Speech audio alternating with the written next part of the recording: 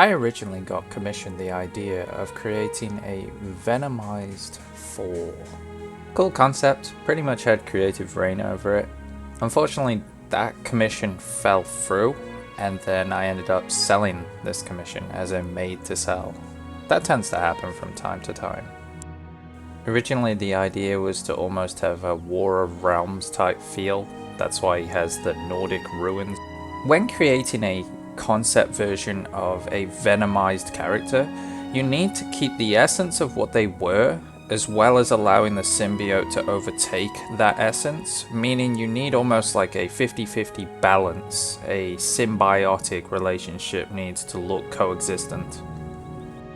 With the customer's influences into the design, I would say that we've got around 70% THOR, and then I would say the other 30% is Venom. You've got the Venom hands, you've got the Venom logo, and you've got the Venom head. Which I'm completely down for, because at the end of the day, I do a lot of Venom characters. They tend to sit on the same, or if not similar molds, and that can get very tiring from an artist standpoint. So having this variation in mold definitely was enjoyable to work on. With the neck, it needed modification. It was the old Marvel Legend articulation, and it just didn't hold up. So you can see I've dremeled this out. I've basically cut it off of movie Venom, and then I've shaped it to size so that it fits this older Return of Marvel Legends full body.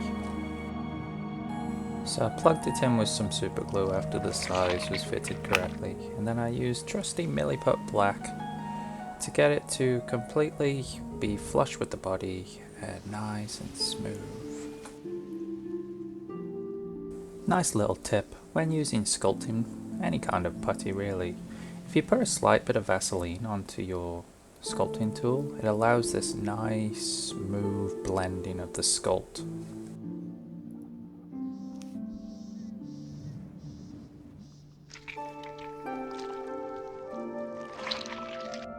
For the head sculpt, I went with pure green stuff, and I wanted my usual style of having these long, sharp, jagged teeth with a slight bit of gum showing but not too heavy, and then having the teeth overlap. Again, I've mentioned it time and time again. I love that, that's my style, I dig it so much, it's so enjoyable to sculpt.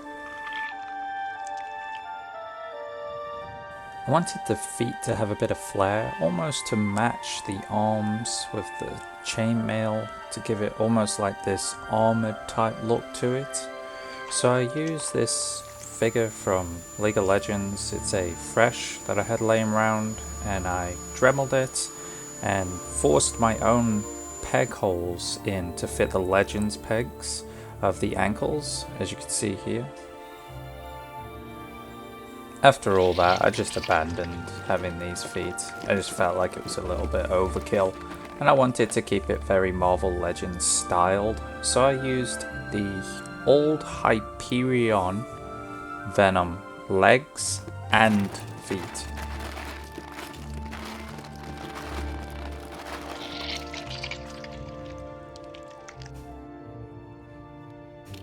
So my plan was to cut and splice these legs in originally.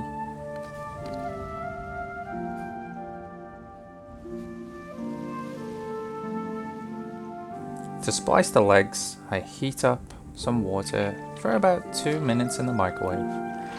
Once it's sat long enough, again about 2 minutes, I can take it out. It's nice, it's soft, it's gummy. With the newer Marvel Legends, you probably don't even have to heat them up to do this. This is an older Marvel Legends with a nice sturdy plastic. It's been heated, and you still can't get those feet off easily. That's how you know that the old stuff was just better, more durable, just higher quality.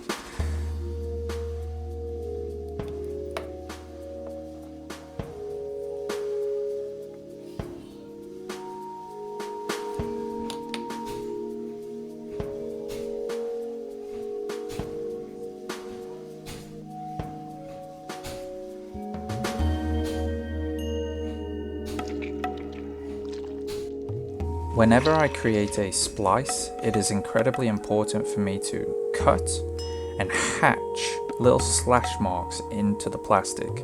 This means when I glue it and fuse it to the other side of the plastic, it will connect and it will be a sturdy, hard fit.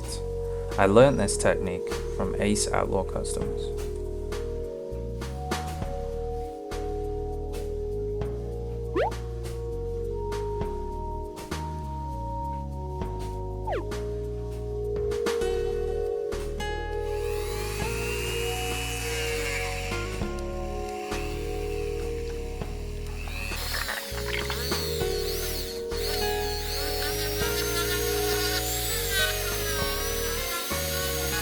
Once I created the sockets, I was able to glue the feet into place.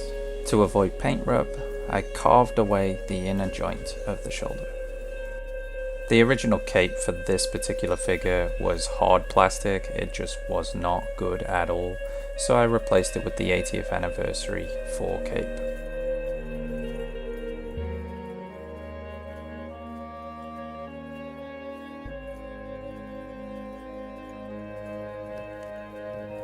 The articulation segment, so now that his head's all sculpted, he has nice range of movement, very modern articulation. The previous neck basically didn't move at all if you own this old Return of Marvel Legends 4. In terms of the articulation, it is the Return of Marvel Legends 4.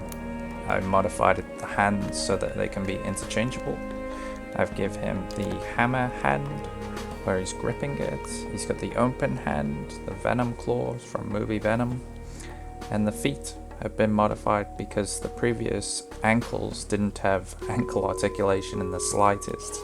So now that's all been updated to modernize the design, and even the inner torso has had increased range.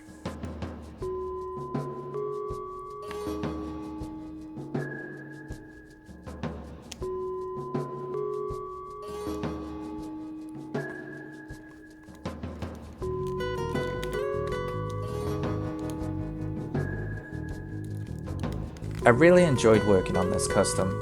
It broke up the monotony of consistently doing symbiotes on the movie Venom mold. I know that my customers constantly request that mold because it's so versatile and it's very highly articulated. It makes a lot of sense for a lot of symbiote customs. But gosh, just doing something different, you know, I tend to get very pigeonholed into symbiotes. And I know that this technically is a symbiote, but I can do pretty much anything, honestly. It's just, you know, it's just one of those things where the name Symbiote Seeker, and then they just instantly assume, you know. And symbiotes have been fun, they have, but, you know, it can get tiring, it can get old very quickly.